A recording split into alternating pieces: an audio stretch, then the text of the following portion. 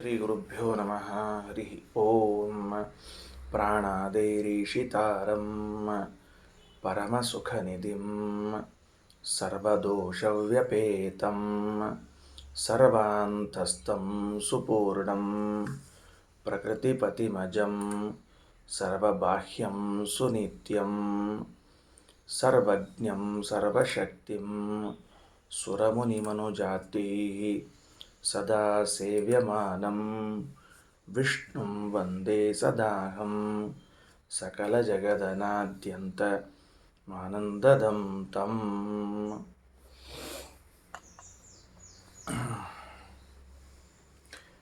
ವಾದ, ಜಲ್ಪ, ವಿತಂಡ ಅನ್ನುವ ಮೂರು ತರಹದ ಚರ್ಚೆಗಳ ಬಗ್ಗೆ ಮಾತನಾಡ್ತಾ ಇದ್ದಾರೆ ಆಚಾರ್ಯರು. ಅದರಲ್ಲಿ ಈಗ ವಾದ ಅನ್ನೋದೇನು ಅಂತ ತಿಳಿಸಿಕೊಟ್ರು. ಇನ್ನು ಜಲ್ಪ ಅಂದರೆ ಏನು ಅಂತ ಹೇಳಿ ಹೊರಟಿದ್ದಾರೆ ಇವತ್ತು.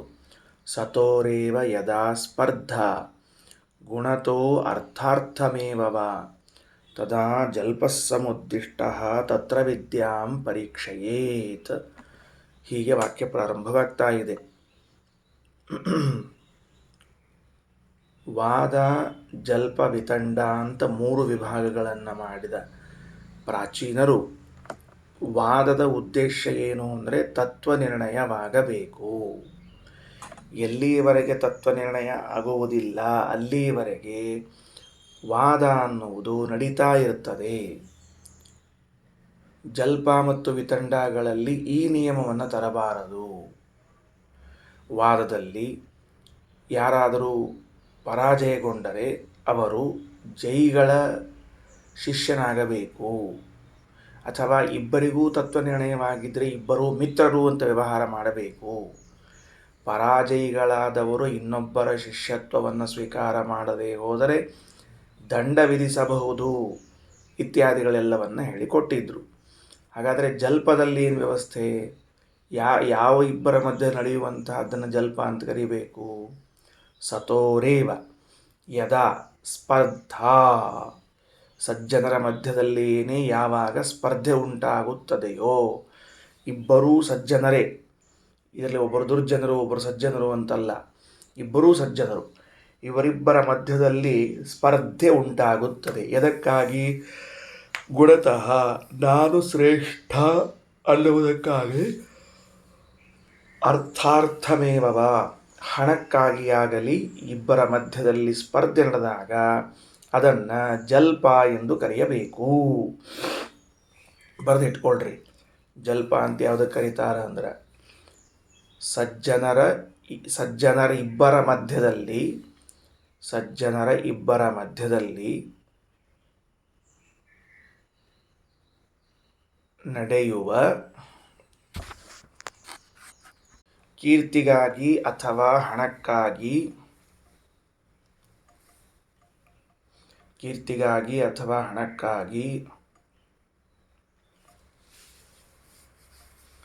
ಸ್ಪರ್ಧೆಯೇ ಜಲ್ಪವೆನಿಸಿಕೊಳ್ಳುತ್ತದೆ. ಸ್ಪರ್ಧೆಯ ಉದ್ದೇಶದಿಂದ ನಡೆಯುವ ಚರ್ಚೆಯೇ ಜಲ್ಪವೆಂದು ಕರೆಸಿಕೊಳ್ಳುತ್ತದೆ.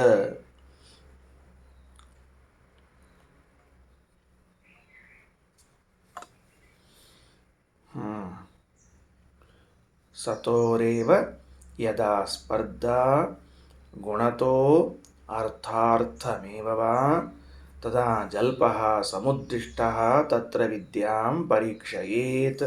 ಇದರ ಮುಂದೆ ಮತ್ತೊಂದು ನಿಯಮವನ್ನು ತರ್ತಾರೆ ಆಚಾರ್ಯರು. ಏನಂತಾರ? ಆಗ ಏನಾಗಬೇಕು? ವಿದ್ಯಾಂ ಪರೀಕ್ಷಯೇತ್, ಅವರಿಬ್ಬರ ಮಧ್ಯದಲ್ಲಿರುವಂತಹ ವಿದ್ಯೆಯನ್ನು ಪರೀಕ್ಷಾ ಮಾಡಬೇಕು. ಯಾರು ಎಷ್ಟು ವಿದ್ಯಾವಂತರಿದ್ದಾರೆ ಎಂಬುದನ್ನು ಪರೀಕ್ಷೆ ಮಾಡದೆ ಜಲ್ಪ ಎಂಬುವಂತಹ ಕಥಾಭಾಗವನ್ನು ನಡೆಸೋ ಹಾಗಿಲ್ಲ. ಅಲ್ಯಾಕೆ ಹೇಳಲಿಲ್ಲ ಇಲ್ಯಾಕೆ ಹೇಳಿದ್ರಿ ಅಂದರೆ, ಅಲ್ಲಿ ಶ್ರೇಷ್ಠ ಎಂಬ ಭಾವನೆಯಾಗಲಿ ಅಥವಾ ಹಣಕ್ಕಾಗಲಿ ಇಲ್ಲದೇ ಇದ್ದುದರಿಂದಾಗಿ ವಿದ್ಯಾ ಪರೀಕ್ಷೆ ಮಾಡುವ ಅವಶ್ಯಕತೆ ಇದ್ದಿದ್ದೇ ಇಲ್ಲ. ಅಲ್ಲಿ ಕೇವಲ ತತ್ವಜ್ಞಾನ ಪಡೆದುಕೊಳ್ಳಬೇಕು ಅಂತ ಉದ್ದೇಶ ಇತ್ತು.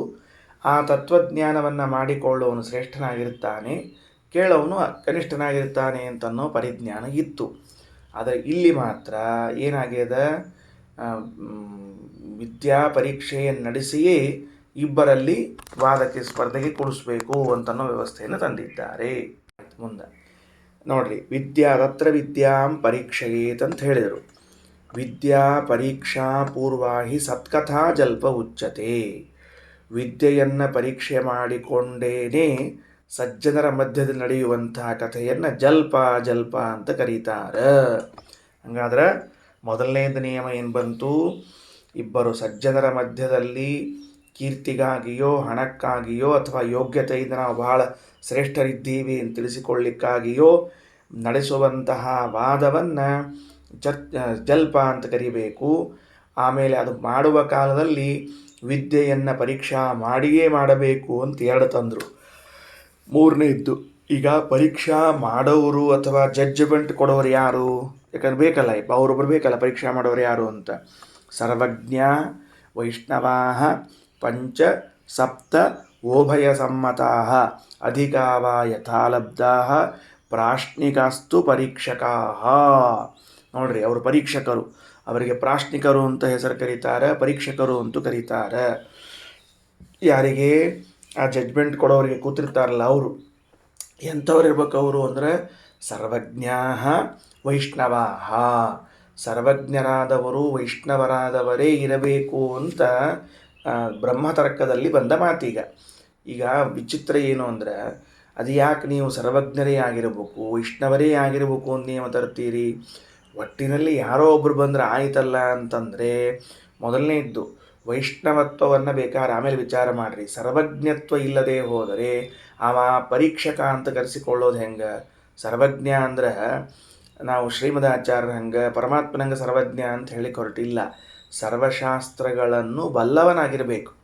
ವ್ಯಾಕರಣ ಗೊತ್ತಿರಬೇಕು, ತರ್ಕ ಗೊತ್ತಿರಬೇಕು, ವೇದಾಂತ ಗೊತ್ತಿರಬೇಕು, ವೇದಗಳು ಗೊತ್ತಿರಬೇಕು, ವೇದಾಂಗಗಳು ಕಲ್ತಿರಬೇಕು.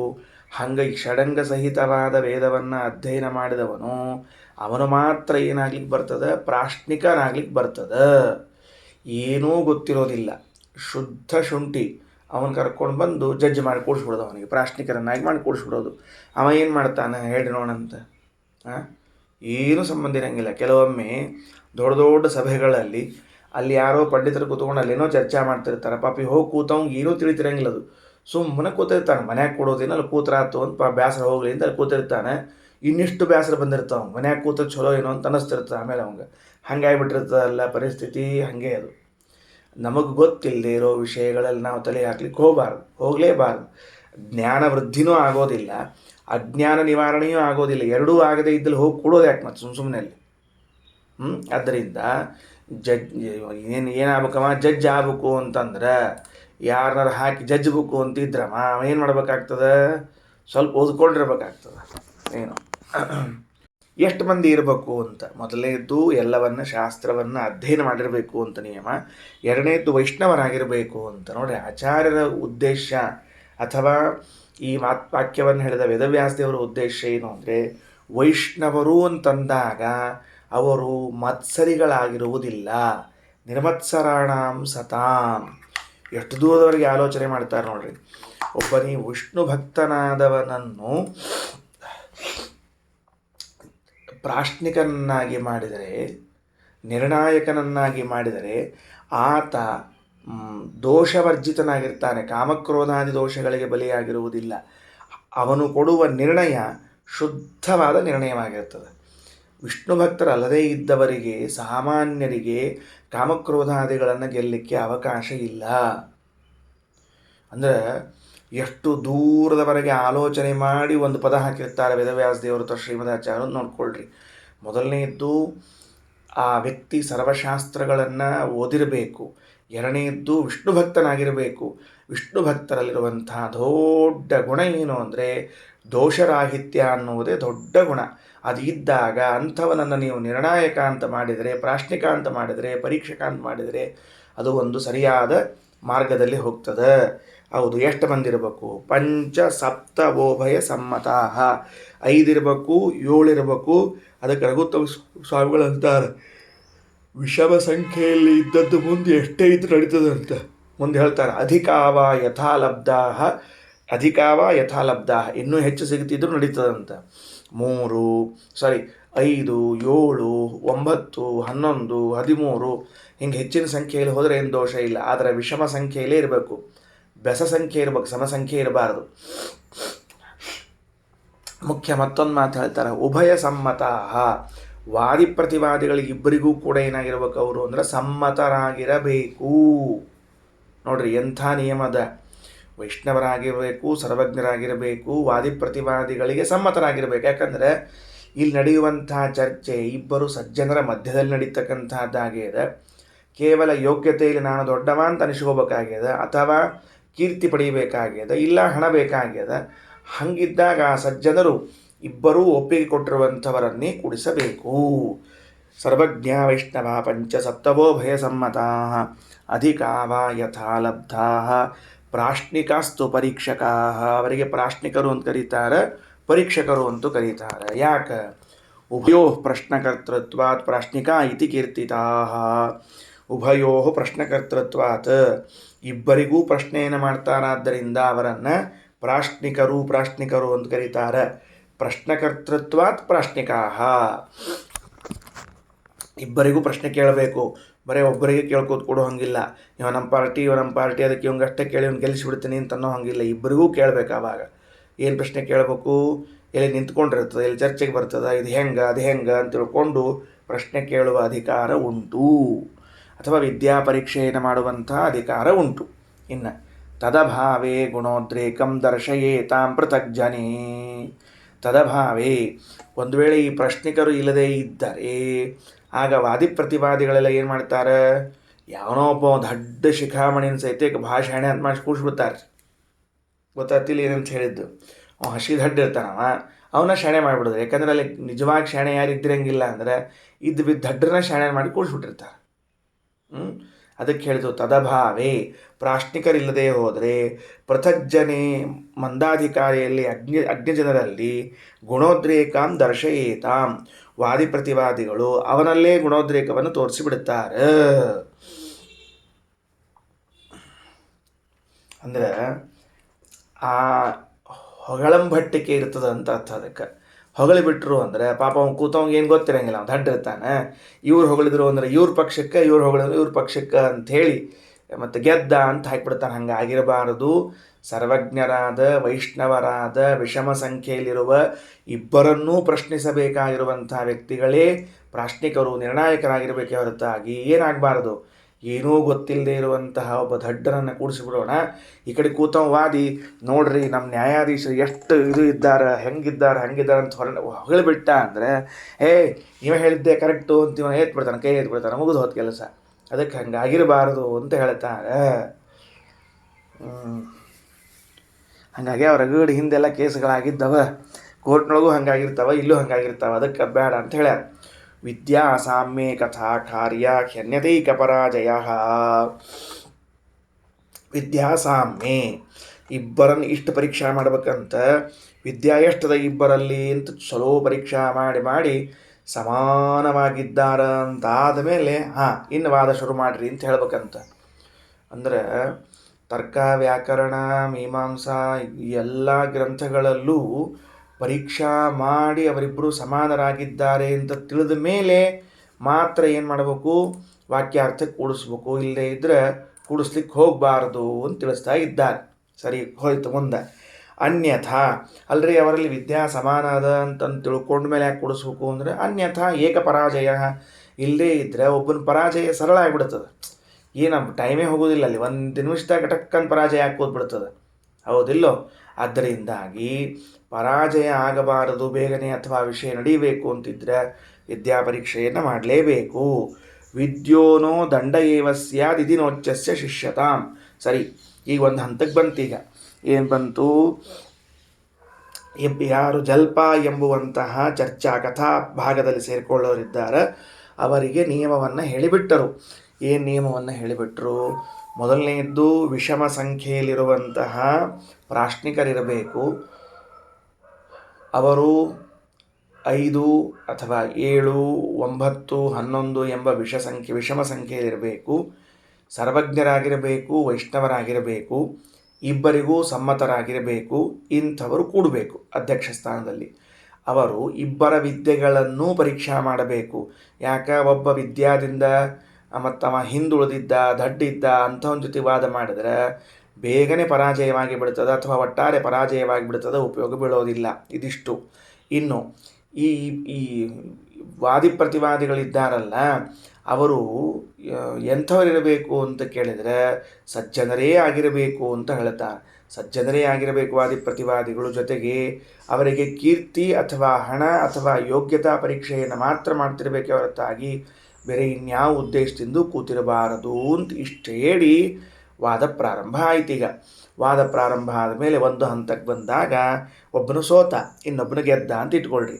ವಿದ್ಯೋನೋ ದಂಡ ಏವ ಸ್ಯಾತ್. ಆವಾಗ ಅವ ವಿದ್ಯೆಯಿಂದ ಸಣ್ಣವ ಅಂತ ಕರ್ಸ್ಕೊಂಡ್ಬಿಡ್ತಾನೆ ಸಹಜವಾಗಿ. ಚರ್ಚೆ ಮುಗಿದ ಮೇಲೆ ಇವನಲ್ಲಿ ವಿದ್ಯಾ ಕಡಿಮೆ ಅದ, ಅವನಲ್ಲಿ ಜಾಸ್ತಿ ಅದ ಅಂತ ಪರೀಕ್ಷಾ ಮಾಡೋ ಕಾಲಕ್ಕೆ ಚಲೋ ಇರ್ತದೆ. ಮುಂದೆ ವಾದ ಮಾಡೋ ಕಾಲಕ್ಕೆ ಪ್ರತಿಭಾ ಸ್ಫೂರ್ತಿ ದೈವಾನುಗ್ರಹದಿಂದ ಮೇಲೆ ಹೋಗ್ಬಿಡ್ತಾನೆ ಒಬ್ಬನು. ಆವಾಗ ಯದಿ ನೋಚ್ಚಸ್ಯ ಶಿಷ್ಯತಾಂ ಸ್ಯಾತ್ ದಂಡೇವ. ಅವ ಯಾರು ಗೆದ್ದಿರ್ತಾನೆ ಅವರಿಗೆ ಶಿಷ್ಯನಾಗಲೇಬೇಕು. ಆಗದೆ ಹೋದರೆ ಆಗ ಅವನನ್ನು ಕೂಡ ಏನು ಮಾಡಬೇಕು, ದಂಡಿಸಬೇಕು. ಯಥಾ ನೋಡ್ರಿ, ತಗೊಳ್ರಿ. ವಿದ್ಯೋನಃ, ವಿದ್ಯೆಯಿಂದ ಊನನಾದವನು ದಂಡೆ ಏವ ಸ್ಯಾತ್, ದಂಡಿಸಲ್ಪಡಬೇಕಾಗ್ತದ. ಯದಿ ನ ಉಚ್ಚಸ್ಯ ಶಿಷ್ಯತಾಂ ರಜೇತ್ ಪಶ್ಚಾತ್. ಆಮೇಲೆ ದೊಡ್ಡವನಿಗೆ ಶಿಷ್ಯ ಅಂತಾಗದೆ ಹೋದರೆ, ಗೆದ್ದವನಿಗೆ ಶಿಷ್ಯ ಅಂತಾಗದೆ ಹೋದರೆ ಯಥಾವಾದ ಏವ ಜಲ್ಪ ಪ್ರಕೀರ್ತಿತಃ. ವಾದ ಏವ ಜಲ್ಪ ಪ್ರಕೀರ್ತಿತ. ಹೆಂಗೆ ವಾದದಲ್ಲಿ ಹೇಳಿದ್ದೀವಿ ಏನಂತ, ಒಬ್ಬರು ಗೆದ್ದವರು ಸೋತವರು ಗೆದ್ದವರಿಗೆ ಶಿಷ್ಯರಾಗಬೇಕು ಅಂತ, ಅದೇ ನಿಯಮವನ್ನು ಹೇಳ್ತಾ ಇದ್ದೇವೆ. ಇನ್ನು ಅರ್ಥ ನಿರ್ಣಯ ಹೇತುತ್ವಾತ್ ವಾದೇ ಪ್ರಶ್ನೋ ಜಯೇಪಿತು ನತು ಜಲ್ಪೆ ಪುನಃ ಪ್ರಶ್ನ ಸಭ್ಯಾನುಜ್ಞಾ ವಿನಾ ಭವೇತ್. ಅರ್ಥ ನಿರ್ಣಯ ಹೇತುತ್ವಾತ್ ಇಲ್ಲಿ ವಾದೇ ಪುನಃ ಪ್ರಶ್ನ ಜಯೇಪಿತು. ನೋಡ್ರಿ, ವಾದದಲ್ಲಿ ತತ್ವನಿರ್ಣಯವಾಗಬೇಕು ಅನ್ನೋ ಉದ್ದೇಶದಿಂದ ಸೋತ ಮೇಲೂ ಕೂಡ ಪುನಃ ಪ್ರಶ್ನೆಯನ್ನು ಮಾಡಲಿಕ್ಕೆ ಬರ್ತದೆ. ಇವಾಗ ಸೋತ್ಬಿಟ್ಟೆ ನಾನು, ಮುಗೀತು, ಮತ್ತೆ ಪ್ರಶ್ನೆ ಮಾಡಬಹುದು. ಆದರೆ ಜಲ್ಪದಲ್ಲಿ ಒಂದು ಸರ್ತಿ ಸೋತ ಮೇಲೆ ಪ್ರಶ್ನೆ ಮಾಡಲಿಕ್ಕೆ ಅವಕಾಶ ಇಲ್ಲ, ಮುಗಿದು ಹೋತು. ನತು ಜಲ್ಪೆ ಪುನಃ ಪ್ರಶ್ನ. ಇಲ್ಲಪ್ಪ ಆದರೂ ನಮಗೆ ಕೇಳಬೇಕು ಅಂತ ಇಚ್ಛಾ ಅದ ಅಂದ್ರೆ ಸಭ್ಯಾನುಜ್ಞಾಂ ವಿನಾ ಭವೇತ್. ಅಲ್ಲಿ ಪ್ರಾಶ್ನಿಕರಿದ್ದಾರಲ್ಲ ಅವರ ಅನುಮತಿಯನ್ನು ಪಡೆದು ಮತ್ತೆ ಚರ್ಚೆ ಮಾಡಬೇಕೆ ಹೊರತಾಗಿ ಮೊದಲಿಗೆ ಮಾಡೋ ಹಂಗಿಲ್ಲ. ಸರಿ ಆಯ್ತಾ? ಈಗೇನಂತ ಹೇಳಿದ್ದು ಇದು ನೋಡ್ರಿ. ಇದು ಯಾಕೆ ಬಂತು ಈಗ ಅರ್ಥ ಮಾಡಿಕೊಳ್ಳ್ರಿ. ಈ ಗಾರ್ಗಿ ಒಂದು ಸರ್ತಿ ಪ್ರಶ್ನೆ ಕೇಳಿ ಆದ ಮೇಲೆ ಮತ್ತೊಂದು ಸರ್ತಿ ಪ್ರಶ್ನೆ ಕೇಳುವಾಗ ಸಭಿಕರಲ್ಲಿ ಕೂತವ್ರು ಪ್ರಶ್ನೆ ಕೇಳೋದು ಅನುಮತಿ ಕೇಳ್ತಾಳೆ. ನೀವು ಹ್ಞೂ ಅಂತಂದ್ರೆ ಆಗ ನಾ ಏನು ಮಾಡ್ತೀನಿ ಅಂತಂದ್ರೆ ಮುಂದಿನ ಪ್ರಶ್ನೆಯನ್ನು ಕೇಳ್ತೀನಿ ಅಂತ. ಯಾಕೆ? ಇದು ವಿಜಿಗೀಷು ಕಥಾ, ಇದು ಜಲ್ಪ ಸಜ್ಜನರಿಬ್ಬರ ಮಧ್ಯದಲ್ಲಿ ನಡೆಯುವಂತಹ ಭಾಗವಾದದ್ದರಿಂದಾಗಿ ಯಾಜ್ಞವಲ್ಕ್ಯರನ್ನು ಮತ್ತೂ ಪ್ರಶ್ನಿಸಲಿಕ್ಕೆ ಪ್ರಾಶ್ನಿಕರ ಸಭಿಕರ ಪ್ರಶ್ನೆ ಅನುಮತಿಯನ್ನು ತೆಗೆದುಕೊಂಡು ಮುಂದೆ ಹೊರಡ್ತಾಳ. ಇಷ್ಟು ಅಂಶವನ್ನು ತಿಳಿಸ್ಬೇಕಾಗಿದೆ ಶ್ರೀಮದಾಚಾರ್ಯರಿಗೆ. ಅದಕ್ಕೆ ಅವನ್ನೆಲ್ಲ ತಂದು ಕೊಟ್ಟರು ಒಟ್ಟು ಅಂಶವನ್ನು. ನತು ಜಲ್ಪೆ ಪುನಃ ಪ್ರಶ್ನ ಸಭ್ಯಾನುಜ್ಞಾ ವಿನಾ ಭವೇತ್. ಮುಗೀತು. ವಾದ ಜಲ್ಪ ಅಂತ ಎರಡು ಭಾಗ ಆಯಿತು. ಇನ್ನು ವಿತಂಡ ಅಂತ ಪ್ರಾರಂಭ ಆಗ್ತದೆ. ಇನ್ನು ಮುಂದೆ ಸ್ಪರ್ಧಾ ಸತಾಂ ವಿತಂಡಾಸ್ಯ ತತ್ವ ವಿಪ್ಲಾವಕೈರ್ಯದ ಮೂಲ ಪಕ್ಷಗ್ರಹ ಅಪೇಕ್ಷಾ ವಿತಂಡ ಕವಿಭಿರ್ಮತ. ನೋಡ್ರಿ, ವಿತಂಡ ಅಂತ ಯಾರಿಗೆ ಕರಿಬೇಕಪ್ಪ ಅಂತಂದ್ರೆ ಸಜ್ಜನರಿಗೂ ತತ್ವ ವಿಪ್ಲವವನ್ನು ಉಂಟು ಮಾಡುವಂಥವರ ಜೊತೆಗೂ ನಡೆಯುವಂತಹ ಸ್ಪರ್ಧೆಯನ್ನು ವಿತಂಡ ಅಂತ ಕರೀತಾರೆ. ಬರೆದಿಟ್ಕೊಳ್ರಿ. ಸಜ್ಜನರು ಹಾಗೂ ತತ್ವ ವಿಪ್ಲವ ಉಂಟು ಮಾಡುವರು. ಹೇಳಿವಿ ತತ್ವ ವಿಪ್ಲವ ಉಂಟು ಮಾಡುವರು ಅಂತ ಯಾರಂತ ಹೇಳಿವಿ ಹಿಂದೆ, ಮತ್ತೆ ಬರ್ತದೆ ಇನ್ನೊಂದ್ಸಲ. ಬರೆದಿಟ್ಕೊಳ್ರಿ. ಏನೂ ಒಪ್ಪಂಗಿಲ್ಲ, ತಾರತಮ್ಯ ಒಪ್ಪಂಗಿಲ್ಲ, ವಿಷ್ಣು ಸರ್ವೋತ್ತಮತ್ವ ಒಪ್ಪಂಗಿಲ್ಲ, ಭಕ್ತಿ ಒಪ್ಪಂಗಿಲ್ಲ, ಮಡಿ ಮೇಲಿಗೆ ಒಪ್ಪಂಗಿಲ್ಲ. ಮಡಿನ ಮೇಲಿಗೆ ಮಾಡ್ತಿರ್ತಾರೆ ಭಾಳ ಎಲ್ಲ ಕೂಡಿ. ಮುಂದೆ ನೋಡ್ರಿ ವಾಕ್ಯ ನೋಡ್ರಿ ಏನಂತಾರೆ. ಸ್ಪರ್ಧೆಯು ಸತಾಂ ಸಜ್ಜನರಿಗೂ ಮತ್ತು ತತ್ವ ವಿಪ್ಲವಕೈಹಿ. ಯಾವಾಗ ತತ್ವ ವಿಪ್ಲವ ಉಂಟು ಮಾಡುವಂತಹ ವ್ಯಕ್ತಿಗಳ ಜೊತೆಗೆ ಸಜ್ಜನರ ಜೊತೆಗೆ ಇಬ್ಬರ ಮಧ್ಯದಲ್ಲಿ ವಾದ ನಡೀತದೋ ಅದನ್ನು ವಿತಂಡ ಅಂತ ಕರೀತಾರೆ. ಮೂಲಪಕ್ಷಗ್ರಹಾಪೇತ ವಿತಂಡ ಕವಿರ್ಯತ. ಅಲ್ಲಿ ಮೂಲಪಕ್ಷಗ್ರಹಾಪೇತ ಸ್ವಸಿದ್ಧಾಂತ ಅಂತೇನದ ಮೂಲಪಕ್ಷಗ್ರಹ ಅಂದರೆ ಸ್ವಸಿದ್ಧಾಂತ, ಅದನ್ನು ಎಂದೂ ಸ್ಥಾಪನೆ ಮಾಡೋ ಹಂಗಿಲ್ಲ ಅಲ್ಲಿ. ನೆನಪಿಟ್ಕೊಂಡ್ಬಿಡ್ರಿ, ವಿತಂಡಾದೊಳಗೆ ಸಜ್ಜನರು ಎಂದೂ ತಮ್ಮ ಪಕ್ಷವನ್ನು ಇಡೋ ಹಂಗಿಲ್ಲ. ಕವಿರ್ಮತ, ಕವಿಗಳು ಅಂದರೆ ಜ್ಞಾನಿಗಳು, ಅವರೇನಂತಾರೆ ಮೂಲ ಪಕ್ಷಗ್ರಹ ಅಪೇತ. ಮೂಲ ಪಕ್ಷ ಅಂದರೆ ತಮ್ಮ ಸಿದ್ಧಾಂತ, ಅದರ ಗ್ರಹಣದ ಅಪೇತ ಅಂದರೆ ಅದನ್ನು ತಗೊಳ್ಳೋ ಹಂಗಿಲ್ಲ ಅಂತ ಅರ್ಥ. ಮುಗಿದೋತು ನೋಡ್ರಿ. ಹಿಂದಿನ ಎರಡರಲ್ಲೂ ಕೂಡ ತಮ್ಮ ಸಿದ್ಧಾಂತವನ್ನು ಹೇಳಲಿಕ್ಕೆ ಅವಕಾಶ ಉಂಟು. ಜಲ್ಪದಲ್ಲಿ ಇಬ್ಬರು ಸಜ್ಜನರಿದ್ದಾರೆ, ಇಬ್ಬರು ತಮ್ಮ ಸಿದ್ಧಾಂತವನ್ನು ಹೇಳಬಹುದು. ನಮ್ಮ ಸಿದ್ಧಾಂತ ಇದು, ನಮ್ಮ ಸಿದ್ಧಾಂತ ಇದು ಅನ್ಬೋದು. ವಿತ್ತಂಡಾದಲ್ಲಿ ಸಜ್ಜನರಾದವರು ತಮ್ಮ ಸಿದ್ಧಾಂತವನ್ನು ವಿಷ್ಣು ಸರ್ವೋತ್ತಮತ್ವ ಇತ್ತು ಅಂತ ಇಟ್ಕೊಳ್ಳೋಣ, ಅದನ್ನು ಹೇಳೋ ಹಾಗೆ ಇಲ್ಲ, ಅವರು ಒಟ್ಟ ಬಾಯಿ ತೆಗೆಯೋ ಹಂಗಿಲ್ಲ ಅಲ್ರಿ. ಮತ್ತು ಕೂತ್ಕೊಂಡು ಏನು ಮಾಡ್ಬೇಕು ಅಂತಂದ್ರೆ ಕೇವಲ ಪರಪಕ್ಷವನ್ನು ನಿರಾಕರಣೆ ಮಾಡಬೇಕು ವಿತ್ತಂಡಾದಲ್ಲಿ. ಮತ್ತು ಇನ್ನೊಬ್ಬ ಏನು ಮಾಡಬೇಕು ಅಂದ್ರೆ ಅವ ದುಷ್ಟ ಇದ್ದವ ತನ್ನ ಪಕ್ಷವನ್ನೇ ತಾನು ಸ್ಥಾಪನಾ ಮಾಡಬೇಕು. ಇಲ್ಲಿ ಹಿಂಗೆ ನಡೆದಿರ್ತದೆ. ಇದು ವಿಚಿತ್ರವಾದ ವಾದ ಇದು. ಒಬ್ಬ ತನ್ನ ಪಕ್ಷವನ್ನೇ ಸ್ಥಾಪನಾ ಮಾಡಬೇಕು. ಉದಾಹರಣೆಗೆ ಒಬ್ಬ ನಾಸ್ತಿಕ ಇದ್ದಾನಂತ ಇಟ್ಕೊಳ್ರಿ. ನಾಸ್ತಿಕ ಮುಂದೊಂದು ದೃಷ್ಟಾಂತ ಕೊಡ್ತಾರೆ ಶ್ರೀಮದಾಚಾರ್ಯ. ನಾಸ್ತಿಕ ಇದ್ದಾನೆ, ಆ ನಾಸ್ತಿಕ ದೇವರಿಲ್ಲ, ಧರ್ಮವಿಲ್ಲ, ಪುಣ್ಯವಿಲ್ಲ, ಪಾಪವಿಲ್ಲ ಅಂತ ತನ್ನ ಪಕ್ಷ ಸ್ಥಾಪನೆ ಮಾಡಬೇಕು. ಈಗ ಇವರು ಎದುರಿ ಕೂತವನು ದೇವರಿದ್ದಾರ, ಧರ್ಮ ಇದ್ದಾರ, ಪುಣ್ಯದ ಪಾಪದನ್ನು ಸ್ಥಾಪನೆ ಮಾಡಬಾರದು. ದೇವರಿಲ್ಲ ಅಂತ ಹೆಂಗಂದು ಹೇಳೋಣ, ಪುಣ್ಯ ಇಲ್ಲ ಅಂತ ಹೆಂಗಂದು ಹೇಳೋಣ ಅಂತ ಅದನ್ನು ಖಂಡನ ಮಾಡಬೇಕು ಹೊರತಾಗಿ ತಮ್ಮ ಸ್ಥಾಪನೆಯನ್ನು ಮಾಡಬಾರದು. ಮತ್ತೆ ಸ್ವಸಿದ್ಧಾಂತವನ್ನು ಸ್ಥಾಪನಾ ಮಾಡಬಾರದು ಸಜ್ಜನರು ಅಂದರೆ ಅಯೋಗ್ಯರಿರ್ತಾರವರಾದ್ದರಿಂದಾಗಿ ಅಯೋಗ್ಯರ ಮುಂದೆ ಸತ್ಸಿದ್ಧಾಂತವನ್ನು ಹೇಳೋದರಿಂದ ಆ ಸಿದ್ಧಾಂತದ ಅಪಮೌಲ್ಯ ಮಾಡಿದಂತೆ ನಾವು ಮಾಡಬಾರ್ದು. ಅವ್ರ ಮುಂದೆ ಎಂದೆಂದೆಂದೆಂದು ಅದನ್ನು ಹೇಳಬಾರ್ದು, ಅಪಮಾನವೇ ಮಾಡಿದಂತೆ ಸತ್ಸಿದ್ಧಾಂತಕ್ಕೆ. ಅಂತಿರ್ತೀವೋ ಇಲ್ಲೋ, ಏನಂತಿರ್ತೀವಿ? ನಮ್ಮ ಮಾತು ಯಾರು ಕೇಳ್ತಾರೋ ಅವ್ರ ಮುಂದೆ ನಾವು ಹೇಳ್ತೀವಿ, ಕೇಳದೇ ಇದ್ದವ್ರ ಮುಂದೆ ಹೇಳಿ ನಾವ್ಯಾಕೆ ಅಪಮಾನ ಮಾಡಿಸ್ಕೋಣ ಅಂತ ಅಂತೀವೋ ಇಲ್ಲೋ? ಸಹಜ ಲೋಕದಲ್ಲೇನೆ. ಯಾರು ಜಗಳಾಡ್ತಿರ್ತಾರೆ, ಮತ್ತೊಂದು ಮಾಡ್ತಿರ್ತಾರೆ, ಹೇಳಿದರೆ ಕೇಳ್ತಾರೆ, ಗೌರವ ಇರ್ತದೆ. ಕೇಳಂಗಿಲ್ಲ ಅಂದಮೇಲೆ ವಿವೇಕಿಯಾದವ ಏನು ಮಾಡಿರ್ತಾನೆ, ನಮ್ಗೆ ಯಾಕೆ ನಾವು ಅಪಮಾನ ಮಾಡ್ಕೋಬೇಕ್ರಪ್ಪ, ನಾವು ಹೇಳ್ತೀವಿ, ನಿನಗೆ ಯಾವ ಹೇಳಿಕ್ಕೆ ಬಾ ಅಂದಿದ್ದ, ನೀನು ಕರೆದಿದ್ವಿ, ನಾವೇನು ಹೇಳಲಿಕ್ಕೆ ಅಂತ ತಿಳ್ಕೊಂಡು ಇಷ್ಟು ಅನಿಸ್ಕೊಂಡ್ವಿ ಅಂದರೆ ಮಂಗಳಾರತಿ, ಧೂಪಾರತಿ, ದೀಪಾರತಿ ಎಲ್ಲ ಆದಂಗೆ. ಅದಕ್ಕೆ ಕೆಲಸ ಬೇಡ. ಇಷ್ಟು ಹೇಳ್ಯಾರ. ತಗೊಂಡು ಹೋಗೋಣಂತ. ಸ್ಪರ್ಧಾ ಸತಾಂ ವಿತಂಡಾಸ್ಯ ತತ್ವವಿಪ್ಲಾವಕೈರ್ಯದ ಮೂಲಪಕ್ಷಗ್ರಹಾಪೇತ ವಿತಂಡ ಕೈವಿರ್ಮತ. ತಮ್ಮ ಸಿದ್ಧಾಂತವನ್ನು ಸ್ಥಾಪನೆ ಮಾಡಬಾರದು. ಒಬ್ಬರು ಸಜ್ಜನರು, ಒಬ್ಬರು ದುರ್ಜನರು ಇದ್ದಾರೆ. ತತ್ವವಿಪ್ಲಾವಕರು ಎಂಬುದು ದುರ್ಜನ ಅಂತ ಇಷ್ಟು ಇಟ್ಕೊಂಡ್ಬಿಡ್ರಿ. ದುರ್ಜನರಿರುವಂಥವರಾಗಿದ್ದಾರೆ. ಸಜ್ಜನ ದುರ್ಜನರ ಮಧ್ಯದಲ್ಲಿ ನಡೆಯುವ ವಿಚಾರ ವಿನಿಮಯ, ವಾದಗಳು, ಕಥೆಗಳು ಸ್ವಸಿದ್ಧಾಂತವನ್ನು ಸ್ಥಾಪನೆ ಮಾಡಬಾರದು. ಸಜ್ಜನರು ದುರ್ಜನರು ತಮ್ಮ ಸಿದ್ಧಾಂತವನ್ನೇ ಸ್ಥಾಪನೆ ಮಾಡಬೇಕು. ಇದನ್ನು ವಿತಂಡ ಅಂತ ಕರೀತಾರೆ. ಸತಾಮೇವ ವಿತಂಡ ಸ್ಯಾದ್ ಅಸತಾಂ ಜಲ್ಪ ಏವತು ಏವಂ ಜಲ್ಪ ವಿತಂಡೇತಿ ಉಭಯೋ ಸಹಿತ ಕಥಾ. ಇಲ್ಲೊಂದು ಮತ್ತೊಂಚೂರು ಮಧ್ಯದಲ್ಲಿ ಒಂಚೂರು ಚರ್ಚೆ ಇದೆ. ಸತಾಮೇವ ವಿತಂಡ ಸ್ಯಾತ್ ಅಸತಾಂ ಜಲ್ಪ ಏವತು. ಇಲ್ಲ, ಸಜ್ಜನರ ಮಧ್ಯದಲ್ಲಿ ನಡೆಯುವಂತಹದ್ದನ್ನೇ ವಿತಂಡ ಅಂತ ಕರೆಯೋಣಂತ, ಅಸಜ್ಜನರ ಮಧ್ಯದಲ್ಲಿ ನಡೆಯುವಂತಹದ್ದನ್ನು ಜಲ್ಪ ಅಂತ ಕರೆಯೋಣಂತ. ಅಥವಾ ಒಬ್ಬ ಸಜ್ಜನ, ಒಬ್ಬ ದುರ್ಜನ, ಇಬ್ಬರು ದುರ್ಜನರು, ಒಬ್ಬರು ಸಜ್ಜನರು, ಹಿಂಗೆ ಅಂತ ತಿಳ್ಕೊಂಡು ಹೇಳಿ ಮತ್ತೊಂದು ಭಾಗವನ್ನು ಯಾಕೆ ಮಾಡಬಾರ್ದು, ನಾಲ್ಕನೇದ್ದು ಅಂತ ತಿಳ್ಕೊಂಡು ಅಂದರೆ ಆಚಾರ ಅಂತಾರೆ ಬೇಡ, ಮೂರೇ ಸರಿ ಅದ. ಶ್ರೀ ವೇದವ್ಯಾಸದೇವರು ಹೇಳೋದು ಅದೇ ಅದ. ಸತಾಮೇವ ವಿತಂಡ ಸ್ಯಾದ್ ಅಸತಾಂ ಜಲ್ಪ ಏವತು ಅಂದರೆ ಇಷ್ಟೇ ಅರ್ಥ ಮಾಡ್ರಿ.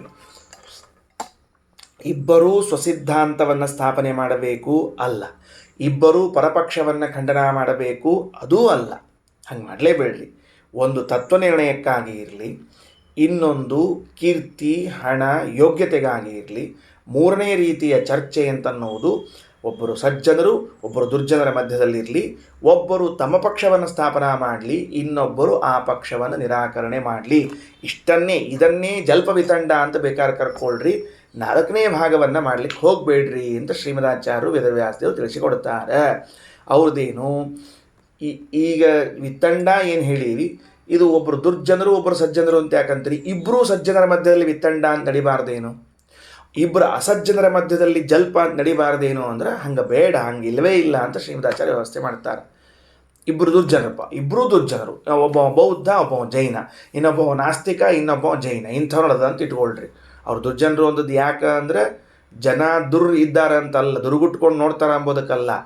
ವಿಷ್ಣು ಭಕ್ತಿ ವೇದಗಳು ಇವುಗಳನ್ನೆಲ್ಲ ಅಂಗೀಕಾರ ಮಾಡುವುದಿಲ್ಲ ಅಂಬೋದಕ್ಕಷ್ಟ ಅಭಿಪ್ರಾಯ ಹೇಳಿದ ಹೊರತಾಗಿ ಉಳಿದದ್ದಲ್ಲ. ಆಗ ನಾಸ್ತಿಕವಾದಗಳು ಯಾವವ, ಬೌದ್ಧರಿರಬಹುದು, ಚಾರ್ವಾಕನಿರಬಹುದು, ಮತ್ತೊಬ್ಬರಿರಬಹುದು, ಇವರು ಯಾರೂ ಕೂಡ ಮತ್ತು ವಿಷ್ಣುವಿನ ಸರ್ವೋತ್ತಮತ್ವವನ್ನು ಒಪ್ಪದೇ ಇದ್ದ ಪ್ರಸಂಗದಲ್ಲಿ ಅವ್ರನ್ನೇನು ಕರಿಬೇಕು ಅಂದರೆ ದುರ್ಜನರು ಅಂತ ಕರಿಬೇಕು. ಹಂಗಾರೆ ಒಂದು ಕೆಲಸ ಮಾಡೋಣ ಅಂತ, ಅವರಿಬ್ಬರ ಮಧ್ಯದಲ್ಲಿ ನಡೆದಿರುವಂತಹದ್ದಕ್ಕೆ ಜಲ್ಪ ಅನ್ನೋಣ ಅಂತ, ಸಜ್ಜನರಿಬ್ಬರ ಮಧ್ಯೆ ನಡೆದಿರುವುದಕ್ಕೆ ವಿತಂಡ ಅಂತ ಕರೆಯೋಣ ಅಂದರೆ ಬೇಡ ಅಂತಾರೆ ಶ್ರೀಮದಾಚಾರ್ಯ. ಹಂಗೆ ಪಕ್ಷವೇ ಮಾಡ್ಲಿಕ್ಕೆ ಬರೋದಿಲ್ಲ. ತತ್ವ ನಿರ್ಣಯಕ್ಕಾಗಿ ಕೀರ್ತಿ ಹಣಕ್ಕಾಗಿ ಎರಡು ಪಕ್ಷಗಳು, ಮೂರನೇ ಪಕ್ಷ ಜಲ್ಪ ವಿತಂಡ ಅಂತ ಸೇರಿಸಿಬಿಡ್ರಿ. ಇಬ್ಬರು ಸಜ್ಜನರಾದರೂ ಸೇರಿಕೊಳ್ಳ್ರಿ, ಇಬ್ಬರು ದುರ್ಜನರಾದರೂ ಸೇರಿಕೊಳ್ಳ್ರಿ, ಒಬ್ಬರು ತಮ್ಮ ಸಿದ್ಧಾಂತ ಸ್ಥಾಪನೆ ಮಾಡಬೇಕು, ಇನ್ನೊಬ್ಬರು ಅದರ ನಿರಾಕರಣೆಯನ್ನು ಮಾಡಬೇಕು, ಇಷ್ಟೇ ಹೊರತಾಗಿ ಬೇರೆದಿಲ್ಲ ಅಂತ ನಿರ್ಧಾರ ಮಾಡ್ತಾ ಇದ್ದಾರೆ. ಒಳ ವಿಭಾಗಗಳು ಎಷ್ಟು ಸೂಕ್ಷ್ಮವಂತ ತಿಳ್ಕೊಂಡಿರಿ. ಜಲ್ಪಾದಲ್ಲಿ ಇಬ್ಬರೂ ತಮ್ಮ ಸಿದ್ಧಾಂತ ಸ್ಥಾಪನೆ ಮಾಡಬಹುದು.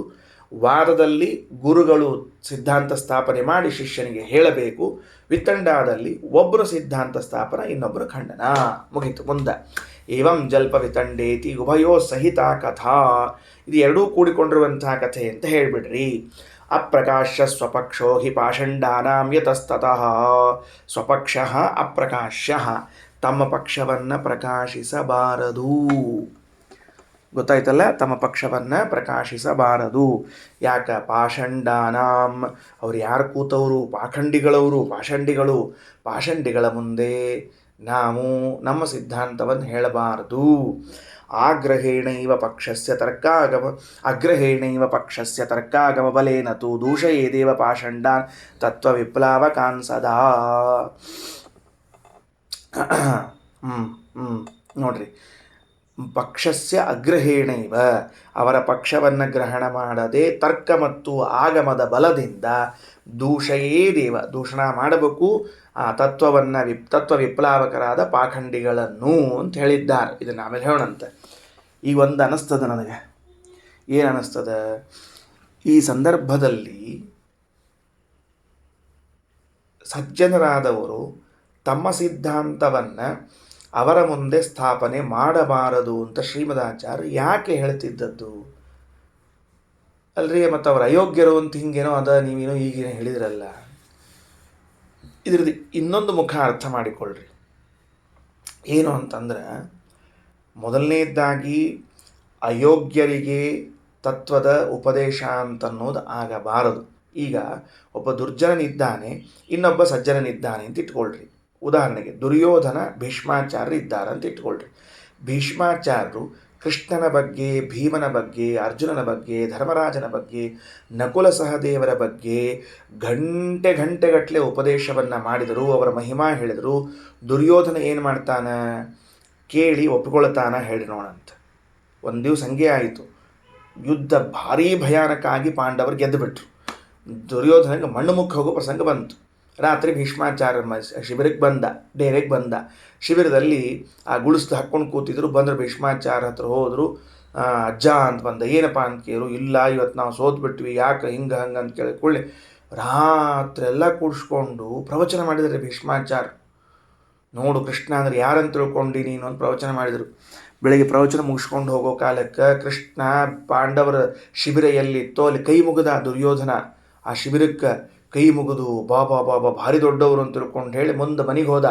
ಭೀಷ್ಮಾಚಾರ್ಯ ಅಂದ್ಕೊಂಡ್ರು, ಹಂಗಾರೆ ಯುದ್ಧ ಮುಗೀತು ತಗೋಪ, ಇವತ್ತು ಇನ್ನು ಸುರಕ್ಷಿತ ಮನೆಗೆ ಹೋಗೋಣ ಅಂತ ಅಂದ್ಕೊಂಡು ಇನ್ನೂ ಅವ್ರು ಸ್ನಾನಕ್ಕೆ ಇಳಿದಾರೆ. ಪೌನ್ ಶಂಕ ಓದಿಬಿಟ್ಟ. ಯುದ್ಧದ ಮತ್ತೆ ವ್ಯವಸ್ಥಿತವಾಗಿ ಓದಿಬಿಟ್ಟ, ಶಂಕ ಓದಿಬಿಟ್ಟ. ಯಾಕಂದ್ರೆ ಅವ ಯೋಗ್ಯ ಇದ್ದಿದ್ದಿಲ್ಲ. ಮತ್ತು ಯುದ್ಧಕ್ಕೆ ನಿಂತ ಮರ ದಿವಸ ಸಾಯೋ ತನಕನೂ ಯುದ್ಧ ಮಾಡಿದ. ಅದಕ್ಕೆ ಏನಾಯ್ತು? ಹಂಗಾರೀಗ ಭೀಷ್ಮಾಚಾರ್ಯ ಮಾಡಿದ ಉಪದೇಶ ಹೊಳೆಯಲ್ಲಿ ಹುಣಸೆ ಹಣ್ಣು ತೊಳೆದಂತೆ ಆಗಲಿಲ್ವೋ? ಮತ್ತೇನು ಭಸ್ಮದಲ್ಲಿ ಹೋಮ ಮಾಡಿದಂತೆ ಆಗಲಿಲ್ವೋ? ಇಂಥದ್ದಾಗಬಾರದು. ಆದ್ದರಿಂದ ಎಂದೂ ಕೂಡ ನಮ್ಮ ಸಿದ್ಧಾಂತ ಸ್ಥಾಪನಾ ಮಾಡಬಾರ್ದು ಜನರ ಮುಂದೆ. ಒಂದು. ಎರಡನೇದ್ದು, ಅದಕ್ಕೆ ಕೃಷ್ಣ ಹೇಳ್ಯಾನ, ಇದು ಪ್ರಕೃತಿಂ ಯಾಂತಿ ಭೂತಾನಿ ನಿಗ್ರಹ ಕಿಂ ಕರಿಷ್ಯತಿ ಅಂತ ಒಂದು ಮಾತು ಹೇಳ್ಯಾನ ಕೃಷ್ಣ. ಎಲ್ಲರೂ ತಮ್ಮ ಸ್ವಭಾವಕ್ಕೆ ಅನುಗುಣವಾಗಿ ವರ್ತಿಸ್ತಾರೆ ಹೊರತಾಗಿ ನೀವು ಏನು ಮಾಡಿದರೂ ಅವರು ತಮ್ಮ ಹಾದಿಗೆ ಬರೋದಿಲ್ಲ. ಅಂದಮೇಲೆ ನೀವು ಅಂಥವ್ರಿಗೆ ಉಪದೇಶ ಮಾಡಿ ನಿಮ್ಮ ಸಮಯವನ್ನು, ಶಕ್ತಿಯನ್ನು ಖರ್ಚು ಮಾಡ್ಕೋಬೇಡ್ರಿ. ಒಂದನೇದು. ಎರಡನೇದ್ದೇನು ಅಂದರೆ, ಈಗ ಒಂದು ಸರ್ತಿ ಭಾಗವತ ಕೇಳಿರಿ ಅಂತ ಇಟ್ಕೊಳ್ರಿ ನೀವು, ಪುಣ್ಯ ಬಂದಿರ್ತದೆ. 2 ಸರ್ತಿ ಕೇಳ್ತೀರಿ ಪುಣ್ಯ ಬರ್ತದೆ, 3 ಸರ್ತಿ ಕೇಳ್ತೀರಿ ಪುಣ್ಯ ಬರ್ತದೆ. ಹಂಗಾರೆ 10 ಬಾರಿ ಭಾಗವತವನ್ನು ಕೇಳಿದಾಗ ಪುಣ್ಯ ಬರುವಂತೆ ನೀವು ವಿಷ್ಣು ಸರ್ವೋತ್ತಮ ವಿಷ್ಣು ಸರ್ವೋತ್ತಮ ವಿಷ್ಣು ಸರ್ವೋತ್ತಮ ಅಂತ ಆ ದುರ್ಜನನ ಮುಂದೆ ಕೂತು 100 ಬಾರಿ ಹೇಳಿದ್ರಿ ಅಂದರೆ ವಿನಾಕಾರಣವಾಗಿ ಅದನ್ನು ಕೇಳಿಸಿಕೊಂಡ ಆ ದುರ್ಜನನಿಗೆ ಪುಣ್ಯಪ್ರಾಪ್ತಿ ಆಗಬೇಕಾಗ್ತದೆ. ಸುಮ್ಮನೆ ಪುಣ್ಯ ಕೊಡೋದು ಅವನಿಗೆ, ಮೊದಲೇ ದುರ್ಜನ ಅವ, ಅದಕ್ಕೆ ಅವನಿಗೆ ಪುಣ್ಯ ಕೊಡುವಂಥ ಅವಶ್ಯಕತೆ ಇರೋದಿಲ್ಲ. ಅಂಥ ಸಿದ್ಧಾಂತವನ್ನು ಮತ್ತೆ ಮತ್ತೆ ನೀವು ಹೇಳಲಿಕ್ಕೆ ಹೋಗಬೇಡ್ರಿ ಅಂತ ಎಚ್ಚರವನ್ನು ಹೇಳಿದ್ದಾರೆ. ಸಿದ್ಧಾಂತ ವಿಶೇಷ ಪುಣ್ಯಪ್ರದವಾದದ್ದರಿಂದಲೇ ಶ್ರೀಮದಾಚಾರ್ಯ ಕೊಡುವ ಎಚ್ಚರ ಏನು ಅಂದರೆ ಪದೇ ಪದೇ ಅವರ ಮುಂದೆ ಹೇಳಲಿಕ್ಕೆ ಹೋಗಬೇಡ್ರಿ. ವಾಯು ಜೀವೋತ್ತಮ ವಿಷ್ಣು ಸರ್ವೋತ್ತಮ ವಿಷ್ಣು ಸರ್ವೋತ್ತಮ ವಾಯು ಜೀವೋತ್ತಮ ಅಂತ ಪದೇ ಪದೇ ಹೇಳಲೇಬೇಡ್ರಿ. ಹೇಳಿದ್ರಿ ಅಂದರೆ ವಿನಾಕಾರಣ ಪುಣ್ಯ ಸಂಪಾದನೆ ಮಾಡಿಕೊಟ್ಟಂಗೆ ಆಗ್ತದೆ. ಅವಾಗ ಹೆಂಗಿರ್ತದೆ, ಸಿಗರೇಟ್ ಸೇದವಂಗ ಆಮೇಲೆ ಸೆರೆ ಕುಡಿಯೋವಂಗ ದಾನ ಕೊಟ್ಟಂಗೆ ಇರುತ್ತೆ ಲೆಕ್ಕ. ನೋಡ್ರಿ ಹೆಂಗಿರ್ಬೇಕಂತ. ನೀವು ಕೊಟ್ಟಿರೋ ದಾನ ಏನು ಮಾಡ್ತಾನೆ ಮತ್ತೆ ಯಥಾ ಪ್ರಕಾರ ಸಿಗರೇಟ್ ಸೇದಿ ಸೆರೆ ಕುಡಿದು ಹೋಗ್ಬಿಡ್ತಾನೆ ಅಷ್ಟು ಕೆಲಸ. ಅದಕ್ಕಂಥವು ಕೊಡಬಾರ್ದು ಅಂತ ಹೆಂಗೋ ಹಂಗಾಗ್ತದೆ. ಇನ್ನು ಆಗ್ರಹೇಣೈವ ಪಕ್ಷಸ್ಯ ತರ್ಕಾಗಮಬಲೇನತು ದೂಷಯೇದೇವ ಪಾಷಂಡಾನ್ ತತ್ವವಿಪ್ಲಾವಕಾನ್ ಸದಾ ತತ್ಪಕ್ಷಾಣಾಂ ನಿಷೇಧ್ಯತ್ವಾ ತೇಷಾಂ ಪಕ್ಷಗ್ರಹೋ ಭವೇತ್. ಅವರ ಪಕ್ಷಗಳನ್ನು ನಿಷೇಧ ಮಾಡ್ತಾ ಇದ್ದದ್ದರಿಂದ ಮೊದಲು ಅವ್ರ ಪಕ್ಷವನ್ನು ಚೆಂದಾಗಿ ಅಭ್ಯಾಸ ಮಾಡಬೇಕು. ನಾಸ್ತಿಕರ ಮತ ಏನದ ಎಂಬುದನ್ನು ಅಭ್ಯಾಸ ಮಾಡಬೇಕು. ಅವ್ರ ಪಕ್ಷವನ್ನು ಹಿಡ್ಕೋಬೇಕು. ಹೌದು ಹೌದು ಹೌದು ಅನ್ಕೋತ ಹೋಗ್ಬೇಕು ರೀ. ಮೊದಲನೇದ್ದು ಹೌದಿದ್ರೆ ಹೌದಪ್ಪ, ಇಲ್ಲಿದ್ರೆ ಇಲ್ಲಪ್ಪ ಅಂತಂತಿರ್ತಾರಲ್ಲ, ಹಂಗೆ ಮೊದಲು ಅವ್ರ ಸಿದ್ಧಾಂತವನ್ನು ಹಿಡ್ಕೊಂಡು ಓದಿ ಅಭ್ಯಾಸ ಮಾಡಿ ಅವ್ರು ಏನು ಹೇಳ್ತಾರೆ ಅಂತ ನೋಡಬೇಕು. ವಿಷ್ಣು ಭಕ್ತ್ಯನ್ಯ ಧರ್ಮಾಖ್ಯಸ್ತತ್ವವಿಪ್ಲವಗೇವತು. ಹೌದು, ತತ್ವವಿಪ್ಲವ ಅಂದರೆ ಏನು? ವಿಷ್ಣು ಭಕ್ತಿಯನ್ನು ಬಿಟ್ಟು ಅನ್ಯರ ಭಕ್ತಿಯೇ ಧರ್ಮ ಅಂತ ಹೇಳ್ತಿದ್ರು ಅಂದರೆ ಇದನ್ನೇ ತತ್ವ ವಿಪ್ಲವ ಅಂತ ಕರೀತಾರೆ. ಮುಗೀತು. ಹಾಗೆ ಉದ್ದಕ್ಕೆ ಹೋಗೋದಿದೆ, ಎಲ್ಲ ನಿಮ್ಗೆ ಐಡಿಯಾ ಬರ್ತದೆ. ಬೌದ್ಧಾದೀನಾಂ ಯತಃ ಸರ್ವೇ ತತ್ವ ವಿಪ್ಲಾವಕಾಸ್ತಥ. ಬೌದ್ಧರು, ಜೈನರು, ಚಾರ್ವಾಕರು ಇವರೆಲ್ಲರೂ ತತ್ವ ವಿಪ್ಲಾವಕರು ಅಂತ ಕರೆಸಿಕೊಂಡಾರ. ಸರ್ವನಾಸ್ತಿಕವಾದಿ ವಾ ಸ್ವಮನೀಷಾ ಮತೋಪಿ ವಾ. ಸರ್ವನಾಸ್ತಿಕವಾದಿ ವಾ, ಯಾರ್ಯಾರು ಇಲ್ಲ ಜಗತ್ತಿನೊಳಗೆ, ಎಲ್ಲ ಇಲ್ಲವೇ ಇಲ್ಲ. ನಾಸ್ತಿಕ, ಧರ್ಮ ಇಲ್ಲ, ಅಧರ್ಮ ಇಲ್ಲ, ಪುಣ್ಯ ಇಲ್ಲ, ಪಾಪ ಇಲ್ಲ, ಏನೇನಿಲ್ಲ. ಅವ ಅಲ್ಲ ಆಗ್ಬೇಕಾಗಿತ್ತು, ಇಲ್ಲ ಆಗ್ಯಾನ ಅಷ್ಟ, ಮತ್ತೇನಿಲ್ಲ. ಅವ ಅಲ್ಲ ಆಗ್ಬೇಕಾಗಿತ್ತವ, ಅವ ಇಲ್ಲ ಆಗ್ಯಾನ. ಧರ್ಮ ಇಲ್ಲ ಅಲ್ಲ, ಧರ್ಮ ಅಲ್ಲ, ಅವ ಅಲ್ಲಾನೇ ಧರ್ಮ ಅವಾಗ ಅಷ್ಟ, ಮತ್ತೇನದು ಇನ್ನು. ಅದಕ್ಕೆ ಸರ್ವನಾಸ್ತಿಕವಾದೀವ ಸ್ವಮನೀಷಾ ಮತೋಪಿವ. ಅಥವಾ ತನ್ನ ಬುದ್ಧಿಗೆ ತೋರಿದ್ದನ್ನೇ ಒಪ್ಪಿಕೊಳ್ತಾನೆ ಹೊರತಾಗಿ ಇನ್ನೊಬ್ಬರ ಬುದ್ಧಿಗೆ ತೋರಿದ್ದನ್ನು ಒಪ್ಪಿಕೊಳ್ಳೋ ಪ್ರಸಂಗ ಇಲ್ಲವೇ ಇಲ್ಲ. ಸ್ವಮನೀಷಾ ಮತ್ತು ಎಲ್ಲ ಇಲ್ಲ ಅಂತೆ ನಿರಾಕರಣೆ ಮಾಡ್ತಾನೆ. ಅಥವಾ ತನ್ನ ಬುದ್ಧಿಗೆ ತೋರಿದ್ದನ್ನು ಮಾತ್ರ ಒಪ್ಪಿಕೊಳ್ತಾನೋ ಅಂಥವರನ್ನು ನಾಸ್ತಿಕರು, ಪಾಷಂಡಿಗಳು ಅಂತ ಕರೀತಾರೆ. ತಸ್ಯಾಪಿ ಪಕ್ಷಂ ಸಂಶ್ರಿತ್ಯ ದೂಷಯದ್ ವಾಕ್ಯಯುಕ್ತಿತ. ಅವನ ಪಕ್ಷವನ್ನು ಹಿಡ್ಕೊಂಡು ಅಂದರೆ ಅದರ ಅಧ್ಯಯನವನ್ನು ನಡೆಸಿ ಮೊದಲಿಗೆ ವಾಕ್ಯಗಳಿಂದ ಯುಕ್ತಿಗಳಿಂದ ಅದರ ಖಂಡನೆಯನ್ನು ಮಾಡಬೇಕು. ಇಷ್ಟು ವ್ಯವಸ್ಥೆ ಮಾಡಿದ್ದಾರೆ ನೋಡ್ರಿ. ಅಂದಮೇಲೆ ವಿತಂಡ ಅಂದರೆ ಏನು ಅಂತ ಅನ್ನೋದು, ಆ ವಿತಂಡದಲ್ಲಿ ಒಬ್ಬ ಸಜ್ಜನ ಒಬ್ಬ ದುರ್ಜನ ಇರ್ತಾನೆ. ಸಜ್ಜನ ತನ್ನ ಪಕ್ಷವನ್ನು ಎಂದೂ ಅವರ ಮುಂದೆ ಮಂಡಿಸಬಾರದು. ದುರ್ಜನರು ತಮ್ಮ ಪಕ್ಷವನ್ನೇ ಮಂಡಿಸ್ತಿರ್ತಾರೆ. ಅದನ್ನು ಖಂಡಿಸುವ ಕೆಲಸವನ್ನು ಮಾತ್ರ ಮಾಡಬೇಕು. ಅವರ ಮುಂದೆ ಯಾವ ಕಾರಣಕ್ಕೂ ಸತ್ಸಿದ್ಧಾಂತ ಹೇಳಬಾರದು. ವಿಶೇಷ ಪುಣ್ಯ ತಂದು ಕೊಡ್ತದೆ. ಜೊತೆಗೆ ನೀವು ಹೇಳಿದರೂ ಅವರು ಬದಲಾವಣೆಗೊಳ್ಳೋದಿಲ್ಲ. ಆಮೇಲೆ ಅವ್ರು ವಿತಂಡವಾದಿಗಳು, ಅವರು ಪಾಷಂಡಿಗಳು ಅಂತ ಕರೆಸಿಕೊಳ್ತಾರೆ. ಯಾಕಂದರೆ ವಿಷ್ಣು ಭಕ್ತಿಯನ್ನು ಅಂಗೀಕಾರ ಮಾಡೋದಿಲ್ಲ, ಧರ್ಮವನ್ನು ಒಪ್ಪೋದಿಲ್ಲ, ಅಧರ್ಮವನ್ನು ಒಪ್ಪೋದಿಲ್ಲ. ಅಸಲಿಗೆ ಇನ್ನೊಬ್ಬರ ಬುದ್ಧಿಯಲ್ಲಿದ್ದ ವಾಕ್ಯವನ್ನೇ ಒಪ್ಪಿಕೊಳ್ಳಿಕ್ಕೆ ತಯಾರಿರೋದಿಲ್ಲ. ತಮ್ಮ ತಲೆಯಾಗಿದ್ದದ್ದನ್ನಷ್ಟೇ ಒಪ್ತಿರ್ತಾರೆ. ಅಂದಮೇಲೆ ಅವ್ರನ್ನೇನು ಕರಿಬೇಕು ಅಂದರೆ ವಿತಂಡವಾದಿಗಳು ಅಂತ ಕರಿಬೇಕು. ಅವ್ರ ಜೊತೆಗೆ ನಾವು ಭಾಳ ಗದ್ದಲಕ್ಕೆ ಹೋಗಬಾರ್ದು, ಅವಶ್ಯಕತೆ ಇಲ್ಲ. ಸುಧಾರಿಸ್ತೀವಿ ಅಂತ ಹೋಗಬಾರ್ದು. ನಾಯಿ ಬಾಲಕ್ಕೆ ಪೈಪ್ ಹಾಕಿ 8 ವರ್ಷ ಬಿಟ್ಟರು 9ನೇ ವರ್ಷ ತೆಗೆದರೂ ಕೂಡ ಮತ್ತೆ ಯಥಾ ಪ್ರಕಾರ ಮೊದಲನೇ ದಿವಸ ಹೆಂಗೆ ಡೊಂಕಿ ಇತ್ತು ಹಂಗೆ ಇರ್ತದೆ ಹೊರತಾಗಿ ಅದಕ್ಕೆ ನಾವು ಬೇಜಾರು ಮಾಡ್ಕೋಬಾರ್ದ್ರಿ. ಏನು ತಿಳ್ಕೊಬೇಕು, ನಾವು ಹೇಳೋ ತನಕ ಹೇಳಿ ಅವರು ತಿದ್ಕೊಳ್ಳಿಲ್ಲ, ತಿಳ್ಕೊಳ್ಳೋದಿಲ್ಲ, ಆಮೇಲೆ ಅರ್ಥ ಮಾಡ್ಕೋಬೇಕು. ಇವರು ಪಾಖಂಡಿಗಳೇ ಇದ್ದಾರೆ, ದೇಹ ಮಾತ್ರ ಚಂದ ಬಂದದ, ಪಾಖಂಡಿಗಳೇ ಇದ್ದಾರೆ ಅನ್ನೋ ಅರ್ಥವನ್ನು ಮಾಡಿಕೊಳ್ಳಬೇಕು. ಅವ್ರನ್ನ ಹೆಂಗೆ ಖಂಡಿಸ್ಬೇಕು, ಯಾವ ರೀತಿಯಾಗಿ. ಎಲ್ಲ ಇಲ್ಲ ಅಂತಿರ್ತಾನಪ್ಪ, ಅವನ ಜೊತೆ ವಾದ ಹೆಂಗೆ ಮಾಡೋದು? ಎಲ್ಲ ವೇದ ಇಲ್ಲ, ಧರ್ಮ ಇಲ್ಲ, ಪುಣ್ಯ ಇಲ್ಲ, ಪಾಪ ಇಲ್ಲ, ಇವಿಲ್ಲ, ಮತ್ತು ಇವನ ಜೊತೆ ವಾದ ಮಾಡೋದು ಹೆಂಗೆ ನಾವು ಅಂದರೆ ಅದಕ್ಕೊಂದು ಕ್ರಮ ಅದ, ಅದನ್ನು ಹೇಳೋಣ ಅಂತ ಪ್ರಾರಂಭ ಮಾಡ್ತಾರೆ. ಅದನ್ನು ಮತ್ತೆ ನಾಳೆ ನೋಡೋಣ. ಶ್ರೀಕೃಷ್ಣಾರ್ಪಣ ವಸ್ತು.